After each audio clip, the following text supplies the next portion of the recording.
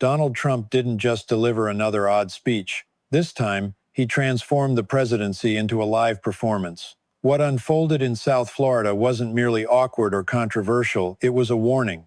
Imagine a sitting president cutting short official White House duties just to attend a ceremony naming a road after himself. Then, stepping onto the stage to boast about polls that defy reality, brag about foreign money, and, in the same breath, flirt with and attack one of his own advisors before physically grabbing her in front of cameras. At that point, it stops being mere gossip and becomes something far more serious. When a president openly claims he doesn't need lawyers, ignores oversight, and is guided solely by his own moral compass, the pressing question isn't what Trump is doing, it's how far he might go and who, if anyone, will stop him. Trump no longer drifts slowly into controversy. He crashes into it loudly, chaotically, almost deliberately, as if the spectacle itself is the goal. That humid South Florida afternoon wasn't just another strange Trump moment. It was a snapshot of a presidency unraveling in real time. It was a public collision of ego, power, insecurity, and impulse so stark that even seasoned observers paused, questioning whether this was theater or a genuine loss of control. While cameras rolled and supporters cheered, something far more revealing was happening beneath the surface. An exposure of Trump's desperate need for validation, reckless disregard for authority, and casual blending of personal gratification with public duty. Earlier that very day, he had abruptly shut down official White House work, cutting meetings short, brushing off serious policy discussions, and hurrying aides along because he had somewhere he considered more important, not a crisis briefing, not a diplomatic summit, but a personal ceremony to name a road after himself. That choice alone reveals the mindset driving him, a president prioritizing personal glorification over governing. Normally, leaders wait for history to pass judgment before monuments are raised, but Trump trusts neither history nor voters, and certainly not time. So he seized the honor while still in power, flying to Palm Beach for an event that felt more like a loyalty rally than civic recognition. Applause, self-congratulation, and his unmistakable hunger to be seen, praised, and adored dominated the stage. Meanwhile, the country he governs grappled with rising prices, economic anxiety, and growing distrust in institutions, issues conveniently left behind in Washington, while Air Force One carried him toward personal legacy branding rather than policy consequences. From the moment he appeared on stage, it was clear this wasn't about a road. It was about control, validation, and the performance of dominance. Trump launched immediately into boasting about poll numbers that contradict reality, claiming overwhelming victories where data points to decline, insisting on momentum despite clear signs of erosion. This compulsive rewriting of reality isn't accidental, it's survival. When approval drops, economic confidence falters, and even supportive institutions like immigration enforcement lose public trust. The only remaining option is denial amplified into spectacle. That spectacle reached a peak when Trump turned toward Loomer, a volatile figure straddling loyalty and criticism within his circle. Loomer had benefited from proximity to power while publicly questioning Trump's cozy ties with foreign money, particularly from the Middle East. On stage, Trump flirted, insulted, praised, undermined, and physically grabbed her in the same breath, creating a moment so awkward it overshadowed the event entirely. This wasn't just inappropriate, it symbolized how Trump now governs, oscillating between affection and aggression, rewarding loyalty while punishing dissent, reducing serious concerns about foreign influence, ethics, and legality into personal power games disguised as humor, all while cheering crowds consumed it as entertainment. Beneath the jokes and bizarre commentary, the danger was unmistakable. Trump openly admitted he acted without consultation, legal review, or regard for institutional boundaries. He bragged about accepting massive oil shipments, boasted of billions of dollars moving through international channels, casually mentioned foreign bank accounts as if they were his personal savings, and dismissed the need for legal oversight entirely. This wasn't mere arrogance, it was a declaration of impunity, a signal that he believes the law doesn't apply to him, that oversight is optional, and that morality is defined solely by himself. When a sitting president tells the world he ignores lawyers, disregards legal constraints, and measures right and wrong by personal instinct alone, it's not strength, it's exposure. It invites scrutiny, resistance, and, eventually, consequences, particularly as cracks appear even within his own party. Lawmakers are quietly admitting that some red lines can't be ignored forever. Meanwhile, Trump insists everything is working, claiming success is exploding and the future is bright. But the lived reality tells a different story. Tariffs drive grocery prices up, farmers struggle despite unwanted handouts, regional economies feel pressure instead of relief, and governors openly contrast functional local governance with federal chaos. What Trump calls success feels entirely different to those paying more for food, housing, and stability. The gap between narrative and reality is the real story unfolding now. The more Trump insists that everything is perfect, the more frantic his behavior becomes, the more theatrical his appearances grow, and the more personal validation replaces public responsibility. This South Florida spectacle abandoning policy work to celebrate himself, blurring professional boundaries, brushing off legal concerns with a grin, and daring anyone to challenge him, set the tone for what comes next. Unchecked power combined with insecurity produces behavior like this. The question isn't if it will escalate, but how far it will go before someone finally decides the spectacle is no longer harmless entertainment, but a warning that can't be ignored. The true unease of that moment wasn't the flirtation or self-congratulation, but the pattern it revealed. Trump no longer pretends to separate personal desire from presidential power. Each appearance is less governance, and more, a live demonstration of how far he believes he can push the system without consequence. After the applause fades and cameras leave the renamed road, Trump pivots back to serious matters, openly boasting about international financial dealings in a tone that sounds less like policy and more like a confession wrapped in bravado. Oil shipments, foreign accounts, and massive sums of money are discussed with the confidence of someone convinced the rules no longer apply to him. This spectacle becomes a warning because when a president says he didn't consult lawyers, bypassed oversight, and ignored legal requirements, it isn't transparency, it's a test. A test to see who will push back, who will flinch, and who will quietly accept that the office has been turned into a personal instrument. And this matters now more than ever because Trump isn't acting from a position of strength, despite appearances. Beneath the boasting lies political vulnerability, erosion among independents, declining trust on core issues like the economy and immigration, and frustration, even from voters who once tolerated chaos as a cost of disruption. Leaders under pressure rarely retreat, they escalate, leaning harder into loyalty tests, rewarding devotion, punishing dissent, and doubling down on narratives portraying them as uniquely capable and unfairly targeted. This explains why Trump's tone has sharpened so dramatically in recent months, becoming more personal and openly dismissive of institutions that once constrained him, from the Justice Department to economic regulators, even to leaders within his own party. The strain is particularly visible within the Republican Party itself, where public unity masks private panic. Lawmakers admit in private that defending Trump is becoming increasingly difficult, not because they suddenly discovered principle, but because the political cost of silence is rising. Comments from figures like Don Bacon matter not as a full rebellion, but as a signal that even loyal conservatives are defining boundaries they never imagined having to articulate. Acknowledging that reckless foreign actions or blatant disregard for constitutional limits could trigger consequences as serious as impeachment marks a shift. For years, the unspoken assumption was there were no red lines. Whatever Trump did, the party would close ranks. But now, as he openly speaks about acting unilaterally, storing assets abroad, and trusting only his own moral compass, Republicans face a question long avoided: not whether Trump can win an election, but whether they are prepared to endure the fallout of enabling someone who treats the presidency as a personal shield against accountability. This tension is amplified by the economic reality facing everyday Americans. While Trump insists success is exploding, prices tell a different story.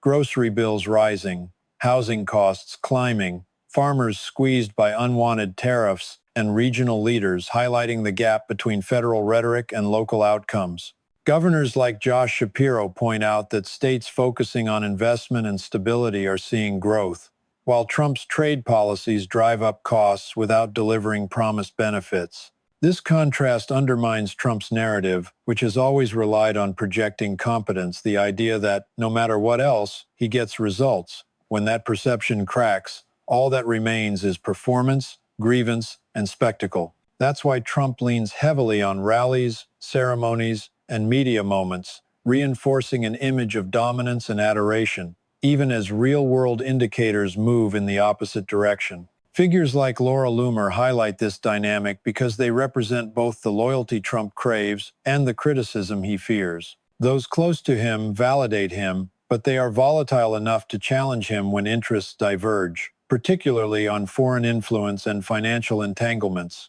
Trump's instinctive response isn't policy clarification or ethical defense, it's personal management. Charm mixed with intimidation, affection paired with insult, as if controlling individuals could substitute for maintaining credibility with the public. While this approach may work in private organizations or political machines, at the level of the presidency, it becomes a liability. Every attempt to dominate the narrative draws more attention to contradictions.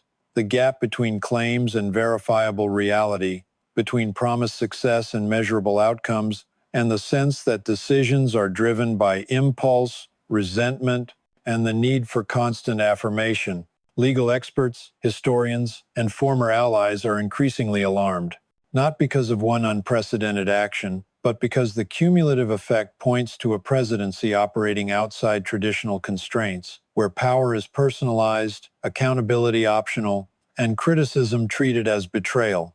The longer this environment persists, the more normalized it becomes, especially when supporters cheer behavior that would have ended previous political careers, laughing off comments about ignoring the law, applauding insults disguised as jokes, and accepting self-enrichment as proof of strength rather than corruption. And yet, Trump continues insisting that everything works perfectly, that opposition is collapsing, and that the future holds exploding success. History, however, suggests that leaders who rely on denial at this scale inevitably collide with reality, and the fallout rarely affects only themselves. It reverberates through institutions, markets, alliances, and public trust long after the spectacle fades.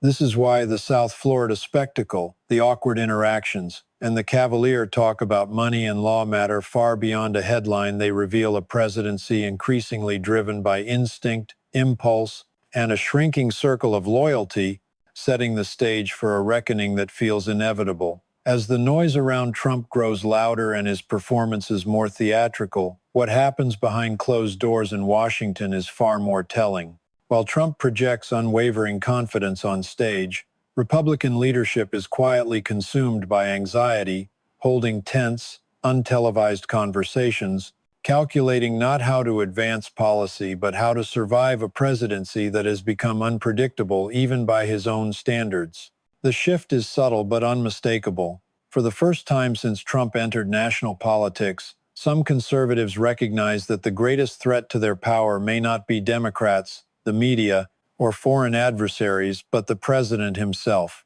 His impulses are harder to contain, and his disregard for institutional boundaries forces allies into impossible positions, where defending him risks long-term damage and confronting him invites immediate retaliation. This is why controversies like Greenland matter more than they appear. When Republican lawmakers warn that reckless foreign actions could cross a red line leading to impeachment, they are not really talking about Greenland. They are talking about control, about whether any mechanism remains to check a president who sees restraint as weakness and law as inconvenience. Trump compounds this fear with his rhetoric, no longer attempting to reassure skeptics that decisions are carefully vetted.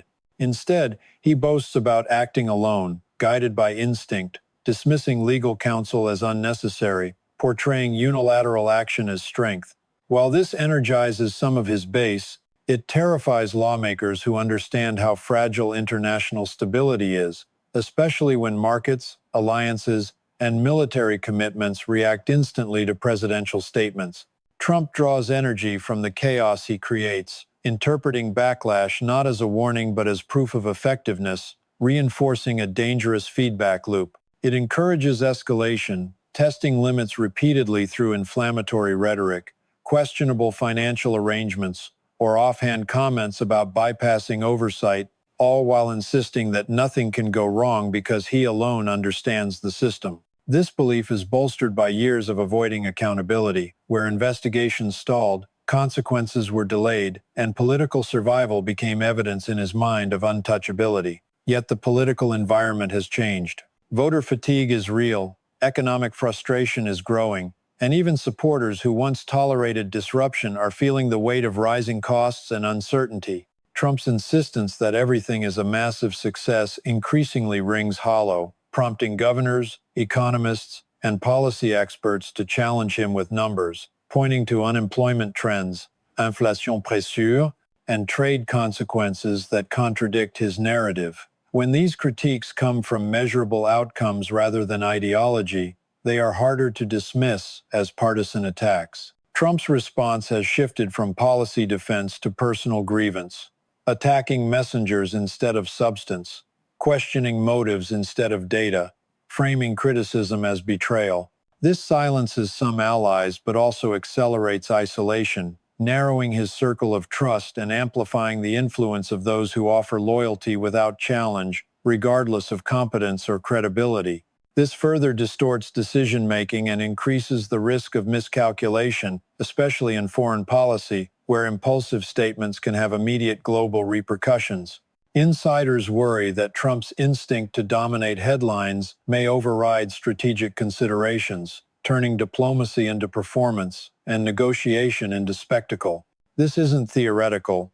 Trump repeatedly blurs the line between personal interest and national policy, openly discussing foreign investments, praising leaders who flatter him, and treating geopolitical relationships as extensions of his personal brand. Paired with declining domestic approval and rising legal pressure, the incentives become dangerous, encouraging bold, destabilizing moves meant to reassert dominance and distract from vulnerability. Some Republicans now privately admit the question is no longer whether Trump will test constitutional limits, but when, and whether anyone will respond when he does. Every unchecked moment reinforces his belief that he can act without consequence. Every public defense, however strained, delays accountability, making eventual reckoning more severe. This tension builds toward a point where silence becomes complicity, loyalty becomes liability, and individuals and institutions must choose between short-term political safety and long-term democratic stability. Trump, sensing this shift, responds the only way he knows, by pushing harder, speaking louder, and presenting himself as indispensable, daring institutions to challenge him and opponents to stop him. Conflict has become proof of legitimacy in his mind. But legitimacy doesn't come from volume or defiance, it comes from trust. And trust erodes when leaders prioritize self-glorification over public responsibility, applause over accountability, and testing limits over respecting them. This erosion doesn't happen all at once. It builds gradually through moments that feel absurd until they don't, through jokes that mask intent, ceremonies that distract from substance, and narratives insisting everything is fine, even as warning signs multiply. This story matters beyond partisan lines because it raises a fundamental question about leadership. What can a democracy tolerate before tolerance itself becomes complicity, and do institutions retain the ability to restrain someone who views restraint as weakness? The answer won't be decided by a road naming, a single speech, or a viral clip. It will be determined by whether those with authority choose comfort over courage, silence over responsibility, and delay over action. Trump will continue as long as spectacle delivers loyalty, attention, and escape from consequence. The only variable is whether the system decides survival requires confrontation rather than accommodation. That choice, whenever it comes, will define not only Trump's legacy, but the credibility of the institutions that allowed him to test their limits for so long, leaving the country watching. Donald Trump's behavior, taken together, forms a pattern that is no longer subtle or deniable, power treated as personal property, loyalty valued above competence, legality framed as optional rather than foundational. This matters now because he isn't operating in a vacuum. He operates in a nation already strained by economic pressure, institutional distrust, and political exhaustion. People feel the impact of decisions not in press releases but in grocery stores, gas stations, and rent payments. When leadership responds with denial and spectacle instead of clarity and accountability, the disconnect becomes impossible to ignore. Families experience rising costs, farmers face shrinking markets, and confidence in protective institutions weakens. Each open dismissal of oversight, mockery of legal restraint, or celebration of self-enrichment forces those around him to choose, normalize disqualifying behavior, or finally draw a line and risk the political fallout. History shows these moments rarely arrive with one dramatic event. They accumulate through decisions that seem survivable individually until the cost of looking away surpasses the cost of acting. That is the moment the country now approaches, not because Trump is uniquely chaotic, but because his chaos has been consistently rewarded. Escalation works, outrage fades, and accountability can be delayed. Yet delay is not avoidance. Unresolved pressure builds, and the longer it builds, the more disruptive its release. Quiet warnings from within Trump's circle matter more than loud defenses on television because they reveal that even those who thrived under his dominance recognize something fundamental is breaking down. Continued submission may ultimately cost the very power they hope to preserve. Trump, sensing this shift, doubles down, speaking louder, pushing harder, presenting himself as indispensable, daring institutions and opponents alike. He believes conflict itself proves legitimacy. But legitimacy comes from trust, and trust collapses when leaders prioritize spectacle over responsibility. This story isn't about one road naming, one awkward interaction, or one president's ego. It's about a system at a crossroads. The choices made in response to Trump's behavior will determine not only his legacy, but the resilience of democratic institutions tasked with restraining power. Until that reckoning comes, the country watches, aware that the pattern of impulsive, spectacle-driven leadership continues unabated, testing the limits of governance and accountability in real time.